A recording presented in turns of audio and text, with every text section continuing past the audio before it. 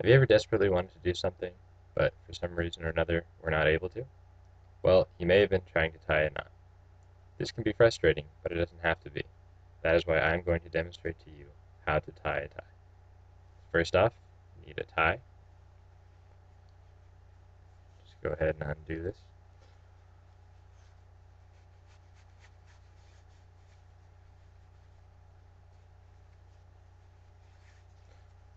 Okay, there are many different knots you can use to tie your tie. I'm just going to show you a few that I know. So the first one we're going to start off with is called the four in hand. And so you start off, the wider end is going to be on your right side, and the skinnier end on your left side. And you want the skinnier end to be down to about the third button on your dress shirt, tip of that. Alright. Okay, so you're going to take the skinnier end, and you're going to put the wider end over it 1.5 times, and then you can hold this with your finger right here, and then bring the wider end up through the top, and then through where you grabbed it with your fingers, just a little loop right there, and then pull down.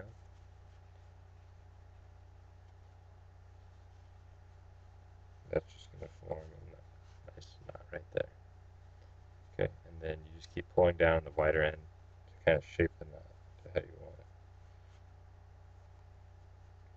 And then after you get it to where you want it, you just pull on the skinnier end, and that raises it up. And then you just fold your shirt collar down. Okay, and then you can button this collar. I just have it unbuttoned because it makes it easier, and for this, and it's also more casual. You can wear it like that. So you get it to where you want it, and then on the back, you can tuck in the skinnier end to, usually most ties will have this like a little label and sewn in. This one happens to have a little loop sewn in. You tuck it into the back of that so you don't, it doesn't stick out. It looks nicer. See?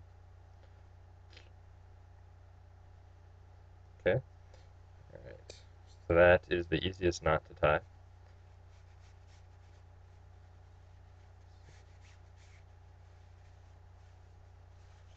Next knot is called the Pratt knot or Shelby, and this one has a little bit of a twist. You'll need to turn your tie inside out, or not inside out, upside down, so like this. And you're going to want to give yourself a little bit more length on the wider end, so have the skinnier end up to about the second button right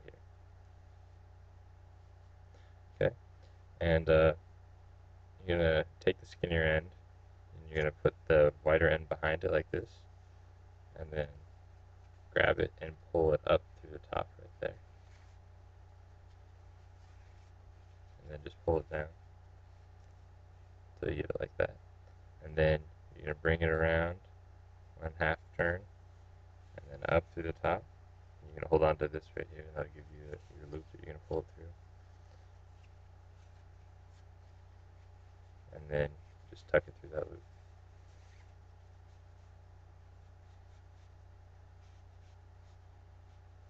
You can kind of cup your hand over where the knot is to kind of form it to how you want it.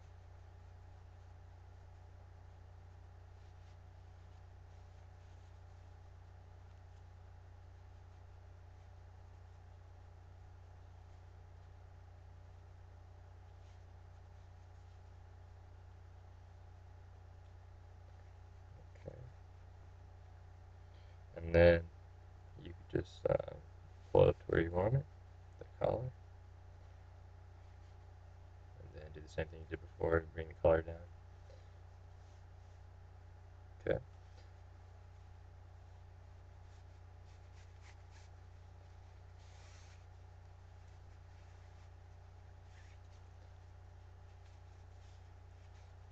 Alright, and then one thing before I show you the other knot is for when you're going to store your tie, I just keep mine up on a hanger in my closet. You can just hang it like this, or if you have some other kind of thing you can hang it off of, just keep it like this. If you really want, you can get a tie rack to put it on if you have a lot of ties. Or also, there's another thing you do where you roll it, which I'll show you right now. Where you just grab the skinny end right here, your thumb or your fingers, and then just wrap it around, just like you're wrapping your knuckles.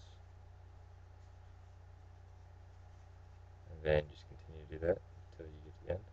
And so this will help eliminate some of the wrinkles on your tie and prevent you from getting more wrinkles.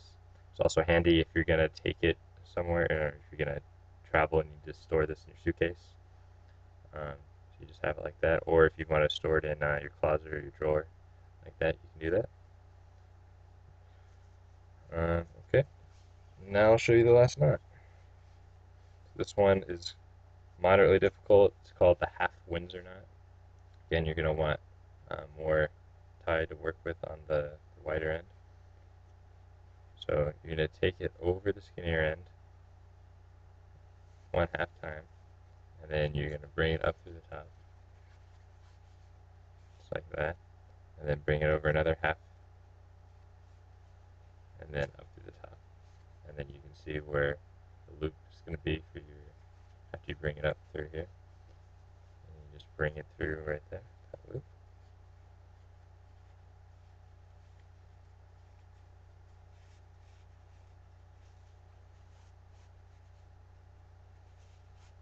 And then this one, it's easy to form right here. You just, when you're pulling it through, the wider end through.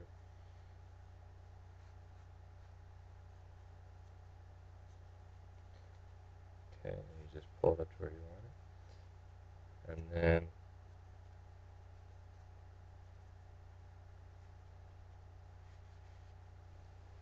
pull the collar down.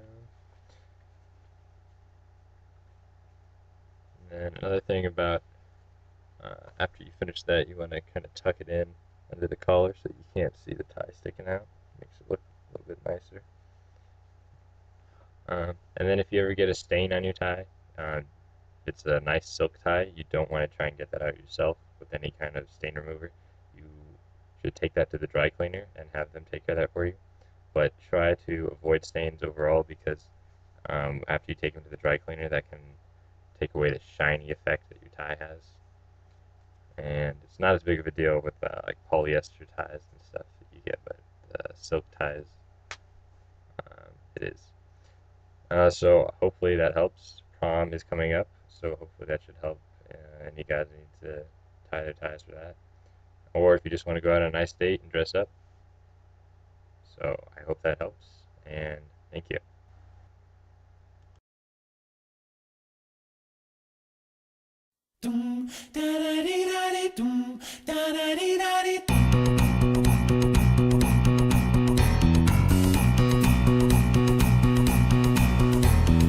Everybody's gonna love today, gonna love today, gonna love today. Everybody's gonna love today, gonna love today.